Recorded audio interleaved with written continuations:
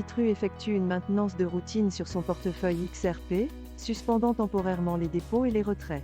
Le trading de paires XRP ne sera pas affecté et le portefeuille rouvrira une fois la maintenance terminée.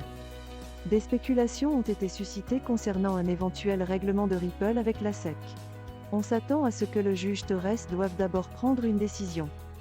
Il s'agit d'une mise à jour importante pour les utilisateurs du portefeuille XRP de Bitrue, car ils devront suspendre temporairement leurs dépôts et leurs retraits pendant la période de maintenance. Bitrue a déclaré que le trading de paires XRP ne serait toutefois pas affecté, ce qui est un soulagement pour ceux qui utilisent la plateforme.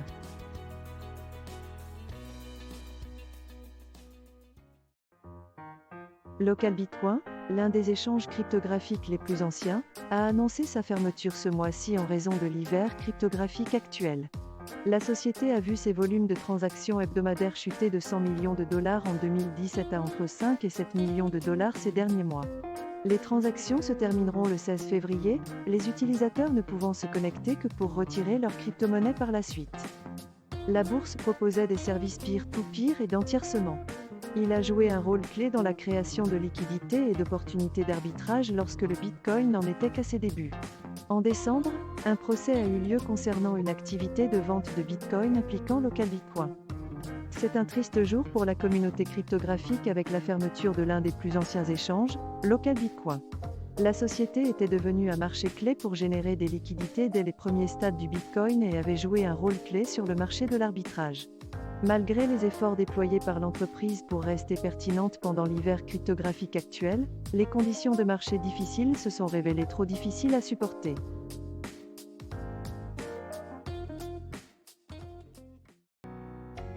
Aave a déployé son stablecoin Go natif sur le testnet Early d'Ethereum. Cela permet aux développeurs et aux utilisateurs potentiels d'accéder à la base de code et de tester ses fonctionnalités avant sa publication sur la blockchain Ethereum. Le Go est un stablecoin sur garantie adossé à des actifs cryptographiques, et son approvisionnement est contrôlé via un mécanisme mint and burn. Ceux qui misent sur le jeton de gouvernance Aave du protocole peuvent emprunter du Go à un taux réduit. Aave DAO est chargé de déterminer l'offre, le taux d'intérêt et les paramètres de risque du jeton. Avant la sortie de testnet, le déploiement de Go avait été audité par plusieurs sociétés d'audit de code blockchain. Un programme Bug Bounty a été créé pour encourager les membres de la communauté à découvrir et à signaler les failles de sécurité. Il s'agit d'une évolution passionnante pour Aave et la communauté cryptographique, car Go est en passe de devenir l'un des stablecoins les plus utilisés. De plus, le protocole a pris toutes les mesures nécessaires pour garantir sa sécurité, notamment des audits et un programme Bug Bounty, afin que les utilisateurs puissent être assurés que la plateforme sera sûre et sécurisée.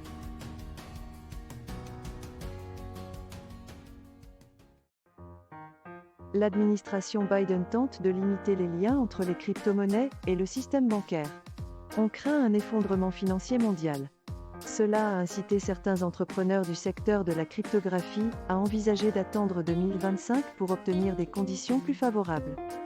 Dans le même temps, Changji Panzhao, le PDG de Binance, a mis en garde les sociétés financières traditionnelles contre un risque existentiel. S'ils n'adoptent pas la technologie cryptographique, ils pourraient faire face à de graves conséquences. Il s'agit d'une évolution très intéressante dans l'espace cryptographique, la décision du gouvernement américain soulevant de nombreuses questions et préoccupations. Il reste à voir comment cela se déroulera et quel en sera l'impact final sur l'industrie. La question de savoir si ce seront les titulaires ou les nouveaux venus qui seront à la traîne à la suite de cette décision fait l'objet de nombreux débats.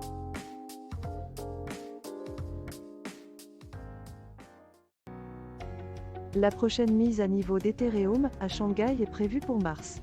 Cela libérera des jetons représentant environ 14% de l'offre d'Ether, permettant aux utilisateurs de retirer enfin les actifs misés et les récompenses accumulées.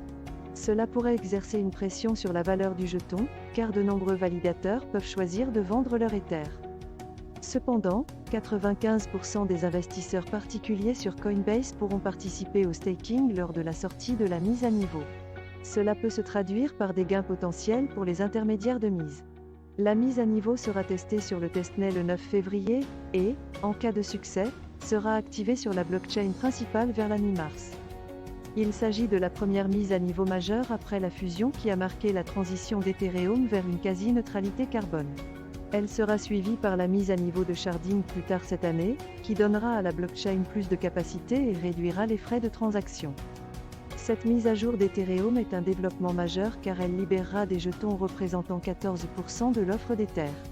Cela pourrait avoir des implications majeures sur la valeur de l'ETH et les utilisateurs qui ont misé leurs jetons pourront désormais les retirer. La mise à niveau était attendue depuis la transition vers la fusion, et les développeurs s'attendent à ce que l'activation ait lieu à la mi-mars. Après la mise à niveau, le processus de sharding devrait être lancé plus tard cette année, ce qui permettra à la blockchain d'augmenter sa capacité et de réduire les frais de transaction.